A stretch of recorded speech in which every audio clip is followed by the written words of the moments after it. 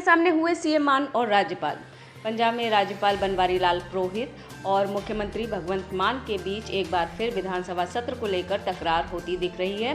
दरअसल 20 और 21 अक्टूबर को पंजाब विधानसभा का सत्र बुलाया गया है। इस पर राज्यपाल पुरोहित ने ऐतराज जताया है। राजभवन की तरफ से पंजाब सरकार को भेजी गई चिट्ठी में कहा गया है कि अगर विधानसभा का सत्र बुलाया जाता है तो वो गैरकानूनी होगा।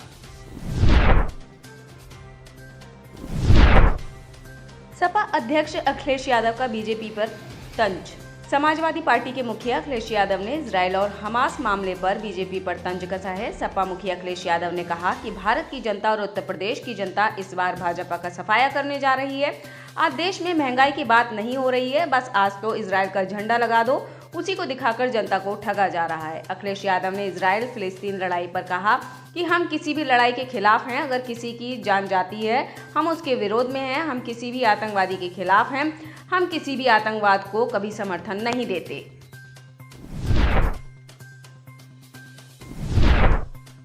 भारत का पहला लैब जहां बन रहा मीठा बांस।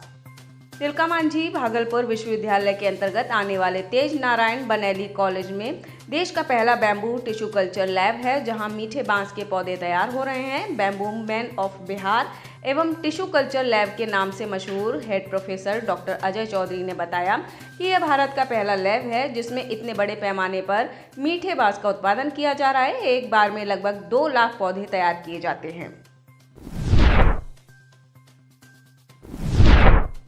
दिल्ली में अगले 2 दिनों तक न करे प्रदूषण से राहत की उम्मीद। देश की राजधानी दिल्ली में 19 अक्टूबर तक मौसम में उतार चढ़ाव का सिलसिला जारी रहेगा। कभी बादल छाए रहेंगे तो कभी वायु प्रदूषण से लोगों को परेशानी का सामना करना पड़ सकता है। भारत मौसम विभाग के मुताबिक अगले 2 दिनों तक राजधानी में वायु गुणवत्ता सूचकांक खराब रहने की संभावना है। उसके बाद अगले 3 दिनों तक दिल्ली में बूंदाबांदी या आंशिक बारिश का पूर्वानुमान है।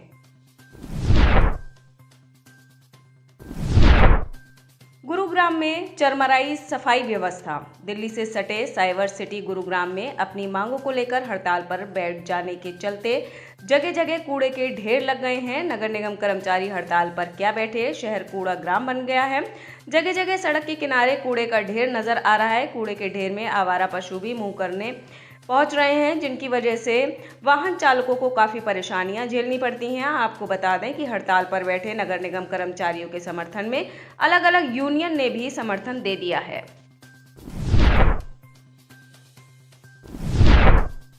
दिल्ली सरकार ने डीएमआरसी को फिर लिखी चिट्ठी। दिल्ली मेट्रो में शराब लेकर सफर करने की इजाज़त देने की मांग पर दिल्ली मेट्रो रेल प्रबंधन ने अभी तक कोई फैसला नहीं लिया है। मेट्रो प्रबंधन इस मसले पर गंभीरता से विचार कर रहा है कि कोई भी व्यक्ति शराब लेकर चल सकता है नहीं। मेट्रो द्वारा इस मसले पर फैसला न लेने से यह मामला अभी तक अधर में लटका है। इस बीच मेट्रो से अपनी पुरानी मांग के बाबत दिल्ली सरकार ने एक बार फिर दिल्ली मेट्रो रेल कॉरपोरेशन प्रबंधन को खत लिखा है। छिंदवाड़ा के जुन्नारदेव बाजार में लगी आग। मध्य प्रदेश के छिंदवाड़ा में जुन्नारदेव के मेन बाजार में आज सुबह दुकानों में आग लग गई। आग की लपटें इतनी तेज थी कि इसका धुआं 2 किलोमीटर दूर तक आसमान में फैल गया, जिससे आसपास के लोगों में अफरा तफरी मच गई है। सूचना मिलने पर फायर ब्रिगेड की 11 गाड़ियों ने कड़ी मशक्कत के बाद आग पर काबू पाया। साथ ही मौके पर विधायक सुनील उइके, एसडीएम नेहा सोनी, पुलिस प्रशासन सहित नगर पालिका की कई टीम पहुंची। मिली जानकारी के अनुसार इस घटना में 17 दुकानें जलकर राख हो गई हैं। साथ ही लगभग 2 करोड़ का नुकसान हो गया है। वहीं पीड़ितों ने राहत देने की मांग की है। निशा बांगरे को इस्तीफे पर नहीं मिली राहत। मध्य प्रदेश के छतरपुर की चर्चित डिप्टी कलेक्टर निशा बांगरे को हाईकोर्ट से सीधी राहत नहीं मिली है। गुरुवार को सुनवाई के दौरान हाईकोर्ट ने निशा बांगरे के इस्तीफे के मामले में राज्य शासन को निर्देश दिए हैं कि वह लंबित जांच पर जरूरी कार्रवाई करे। चीफ जस्टिस रवि मलिमठ व जस्टिस विशाल मिश्रा की खंडपीठ ने मामले पर अगली सुनवाई 20 अक्टूबर को निर्धारित की है। दिल दिमाग से सोचकर बहुमत दे जनता। राजस्थान में विधानसभा चुनाव का बिगुल बज चुका है। राजनीतिक पार्टियां तो अपने स्तर पर दमखम लगा रही हैं। निर्वाचन विभाग की तरफ से लोगों से मतदान के लिए अपील भी की जा रही है। उधर 3 दिवसीय दौरे पर उदयपुर पर आए असम के राज्यपाल गुलाब चंद कटारिया ने लोगों से अपील की है कि वे दिल और दिमाग का इस्तेमाल कर किसी को बहुमत दें। कटारिया शुक्रवार को अपना 80वां जन्मदिन मना रहे हैं।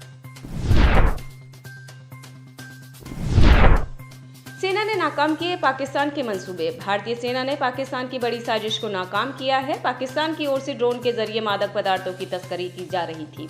पश्चिमी राजस्थान के भारत पाकिस्तान की सरहदीय सीमा से सटे हुए क्षेत्र में लगातार अवैध हथियार व मादक पदार्थों की तस्करी के मामले सामने आ रहे थे। बॉर्डर सिक्योरिटी फोर्स ड्रोन से की जा रही तस्करी पर नजरें बनाए हुए हैं। पड़ोसी मुल्क पाकिस्तान के नापाक हरकतों को मुंह तोड़ जवाब दिया जा रहा है। तस्करों की मंसूबे नाकाम हो रहे हैं। हरियाणा में कांग्रेस की सरकार में बनेंगे 4 उप मुख्यमंत्री। हरियाणा के पूर्व मुख्यमंत्री और कांग्रेस के वरिष्ठ नेता भूपेंद्र सिंह हुड्डा ने गुरुवार को दोहराया कि अगर उनकी पार्टी साल 2024 में राज्य सरकार बनाती है तो 4 उप मुख्यमंत्री होंगे, जिनमें से एक ब्राह्मण समुदाय से होगा।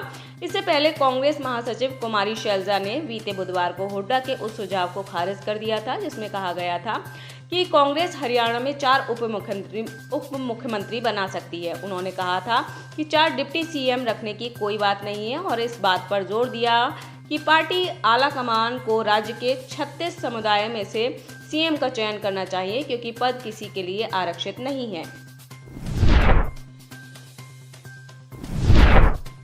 पंजाब में बीजेपी को बड़ा झटका।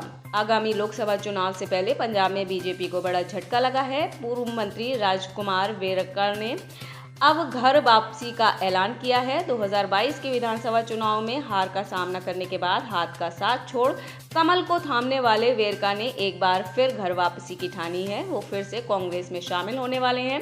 राजकुमार वेरका ने कहा कि कई दिनों तक सोचने के बाद उन्होंने ये फैसला लिया है।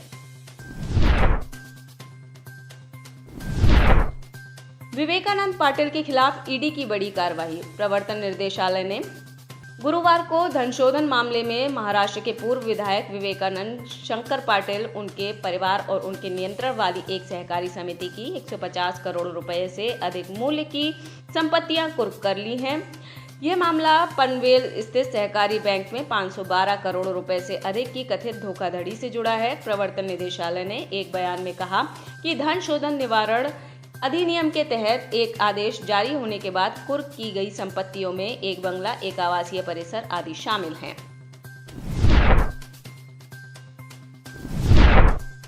जीएसटी को लेकर सीएम बघेल और रमन सिंह आमने सामने। छत्तीसगढ़ विधानसभा चुनाव के पहले सियासी घमासान मचा हुआ है। मुख्यमंत्री भूपेश बघेल और पूर्व मुख्यमंत्री डॉक्टर रमन सिंह का गंगाजल पर जीएसटी के मुद्दे को लेकर एक दूसरे पर सोशल मीडिया प्लेटफॉर्म एक्स पर पलटवार जारी है। दरअसल छत्तीसगढ़ के मुख्यमंत्री भूपेश बघेल ने केंद्र की बीजेपी सरकार को हिंदू विरोधी बताते हुए बड़ा दावा किया है कि गंगाजल पर 18% जीएसटी लगाया जा रहा है। वहीं डॉक्टर रमन सिंह ने एक पोस्ट शेयर करते हुए लिखा, दाऊ भूपेश बघेल, आपको और कांग्रेस को सनातन से इतनी नफरत क्यों है? पहले गंगाजल की झूठी कसम खाकर सरकार बनाई, अब गंगाजल पर जीएसटी का भ्रम फैलाकर झूठ की राजनीति कर रहे हैं।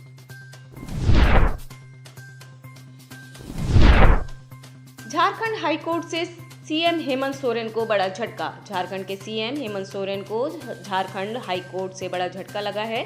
चीफ जस्टिस संजय कुमार मिश्र और जस्टिस आनंद सेन की बेंच ने शुक्रवार को ईडी के समन के खिलाफ हेमंत सोरेन की याचिका खारिज कर दी। हाईकोर्ट में सुनवाई के दौरान ईडी की ओर से additional solicitor general SB Raju ने अपनी दलील में कहा कि सीएम सोरेन ने समन का पहले ही उल्लंघन किया है। वे ईडी के किसी भी समन पर उपस्थित नहीं हुए। ऐसे में उनका समन को चुनौती देने का कोई औचित्य नहीं है, इसलिए उन्हें राहत नहीं दी जा सकती। चीन में इजरायली राजनयिक पर हमला। इजराइल और हमास में जारी युद्ध के बीच चीन में इजरायली राजनयिक पर चाकू से हमला हुआ है। द टाइम्स ऑफ इजराइल के मुताबिक ये एक आतंकी हमला हो सकता है।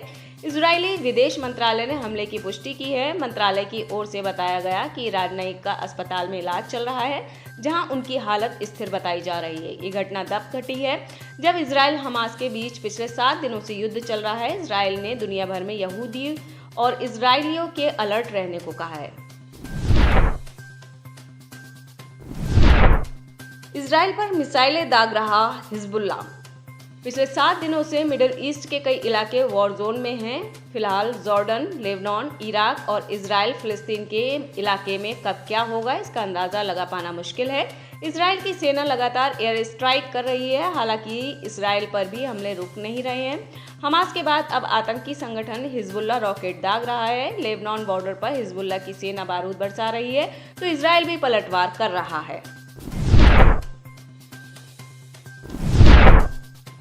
गाजा में बंधक अपने ही नागरिकों को मार रहा इजराइल और हमास के बीच 7वें दिन भी जंग जारी है। दोनों तरफ से ताबड़तोड़ हमले हो रहे हैं। इसी बीच हमास ने दावा किया है कि इजराइल के हवाई हमलों में 13 इजरायली और विदेशी बंधकों की मौत हो गई है। बीबीसी की रिपोर्ट के अनुसार इजराइल लगातार दावा कर रहा है कि चरमपंथी समूह हमास ने उनके 150 लोगों को बंदी बनाया है। इनमें आम नागरिक और सेना के जवान भी शामिल हैं। बंधकों को गाजा में गुप्त स्थानों पर रखा जा रहा है। बंधकों में महिलाएं, बच्चे और बुजुर्ग शामिल हैं। ऐसे में हमास दावा कर रहा है कि इजराइल एयर स्ट्राइक कर अपने ही लोगों को मौत के घाट उतार रहा है।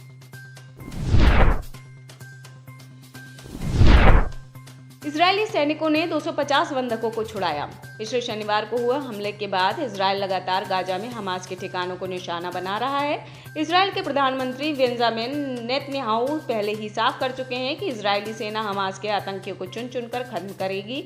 ऐसे में इजरायली सेना अपनी कार्रवाई की video social media platform x पर भी साझा कर रही है। अब इजराइल के सुरक्षा बलों ने दावा किया है कि उसने लगभग 250 बंधकों को हमास के चंगुल से जिंदा छुड़ा लिया है। मिस यूनिवर्स पाकिस्तान से धार्मिक नेता नाराज क्यों? पाकिस्तान की कराची में रहने वाली एरिका रॉबिन ने पिछले सप्ताह मिस यूनिवर्स पाकिस्तान का खिताब जीत लिया। इसके बाद अब वह मिस यूनिवर्स प्रतियोगिता के लिए तैयार हो रही हैं, जो अगले महीने अल सल्वाडोर में आयोजित होने जा रही है। लेकिन कई लोग एरिका की इस उपलब्धि का जश्न मना रहे थे, जबकि पाकिस्तान में कई राजनेताओं और धार्मिक नेता एरिका से नाराज हैं। इस मामले पर एरिका रॉबिन ने कहा कि शायद इसलिए नाराज हो सकते हैं कि मैं मर्दों से भरे कमरे में स्विम सूट पहनकर रैंप वॉक कर रही थी।